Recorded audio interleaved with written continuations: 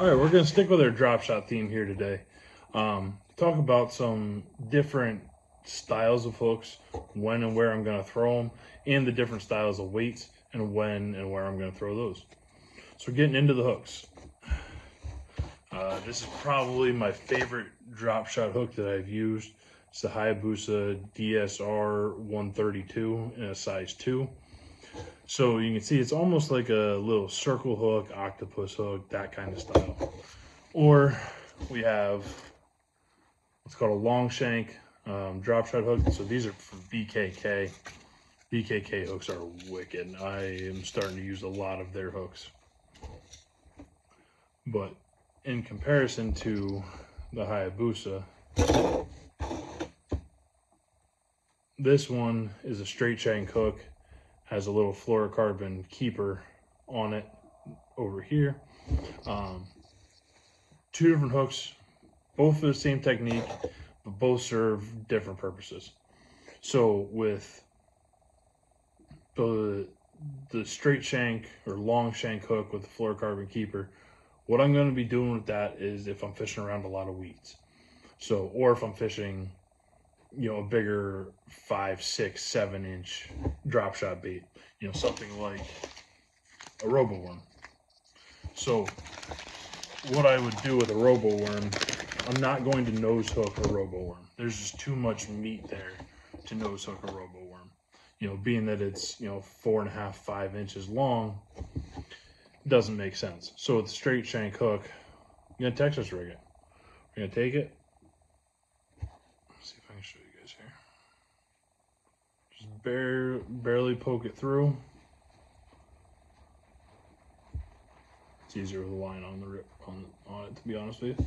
So there you can see the fluorocarbon keeper is just sticking out there on the bottom. It's gonna help keep that nose up. And then you can rig it weedless. So there you have a weedless drop shot. So when you think finesse, it's usually open hooks, exposed hooks, but you can drop down to something like this and make it, weedless. So if I'm fishing around a lot of weeds or cover, that's how I'm going to throw it.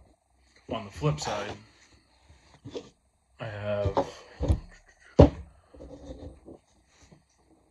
the Hayabusa,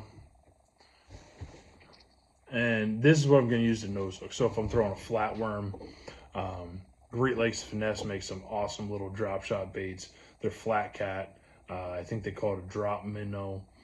Those are both fantastic little drop shot baits. Now they're tiny. Now they did just come out with the micro series or an even tinier version, which is wild.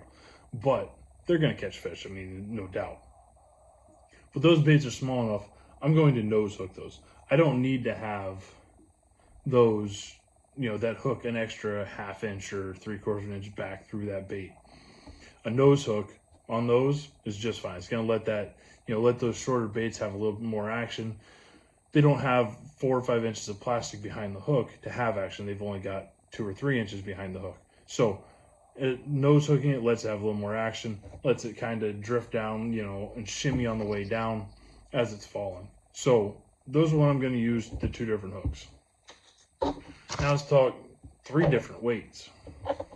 So we have a teardrop weight, and we have 2 cylinder weights. These are all 1/4 ounce weights.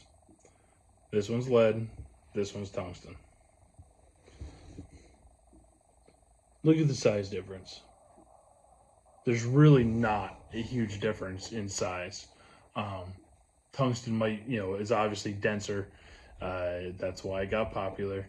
But for the price of drop shot weights, you're going to lose them. There's no question about it. You're going to lose drop shot weights if you're throwing a drop shot around any kind of cover. It's going to get stuck in the rocks. It's going to, get stuck in the sand. A fish is going to jump and it's going to, have your drop shot weight, because your drop shot weight is 12, 14 inches, behind your bait or underneath your bait. So it's just flying. When a fish comes up and jumps, that weight might go, flying, and well, it's a weight. It's going to sink to the bottom. So personally, I don't use tungsten drop shot weights. I will use lead drop shot weights until I can't anymore.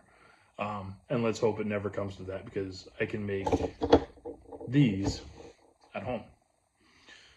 Bought a mold, bought the swivels, bought the, got some lead, got the melter, and I can pour as many drop shot weights from 1/16 of an ounce to 1 ounce as I want or as I need.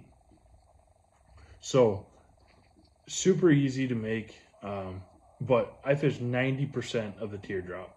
If I'm around a lot of rocks, that's when I'm going to pull out the cylinder weight. I feel like it comes through rocks just because it's a little bit skinnier. I feel like it comes in and out of the rocks a little bit better. But outside of a straight rock bottom, I'm going to be throwing a teardrop weight. Part of that, yes, it's because I can make them at home and I make them myself, so I can make as many as I want to or need to. But personally, I just like the way the teardrop fishes.